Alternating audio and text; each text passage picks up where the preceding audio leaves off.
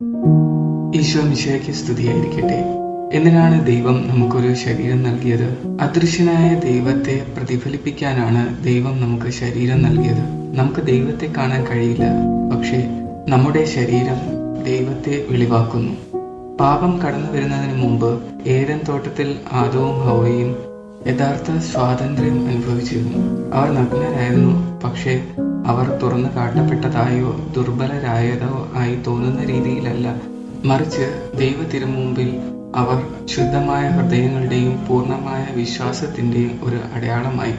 എല്ലാത്തിനെയും മറയില്ലാതെ അതിന്റെ ഉപരിതലത്തിൽ പ്രതിഫലിപ്പിക്കുന്ന തെളിഞ്ഞ ശാന്തമായ ഒരു തടാകം ഓർക്കുക. അവരുടെ ബന്ധം ആ തടാകം പോലെയായിരുന്നു. ഒരു വ്യക്തമായ പ്രതിഫലനം സത്യത്തെ അതുപോലെ പ്രതിഫലിപ്പിക്കുന്നു. നിങ്ങൾ പൂർണ്ണമായി വിശ്വസിക്കുന്ന നിങ്ങളുടെ ഉറ്റ സുഹൃത്തിനോട് നിങ്ങളുടെ ഉള്ളിലെ ചിന്തകൾ പങ്കുവയ്ക്കുന്നത് പോലെ എല്ലാം അവർ തുറന്നു പറഞ്ഞു.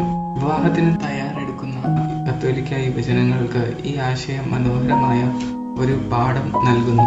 ശക്തവും നിലനിൽക്കുന്നതുമായ ഒരു വിവാഹം വിശ്വാസത്തിലും സത്യസന്ധതയിലുമാണ് പടുത്തുയർത്തുന്നത്.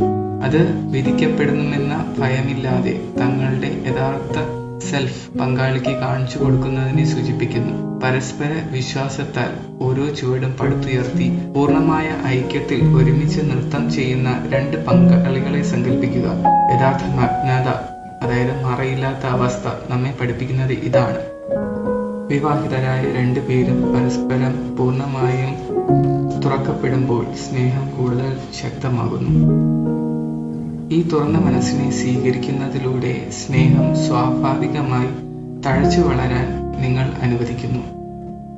ഈ മറയില്ലാത്ത സെൽഫ് ഗിവിംഗ് ഗിഫ്റ്റാണ് വിവാഹത്തിന്റെ അടിത്തറ.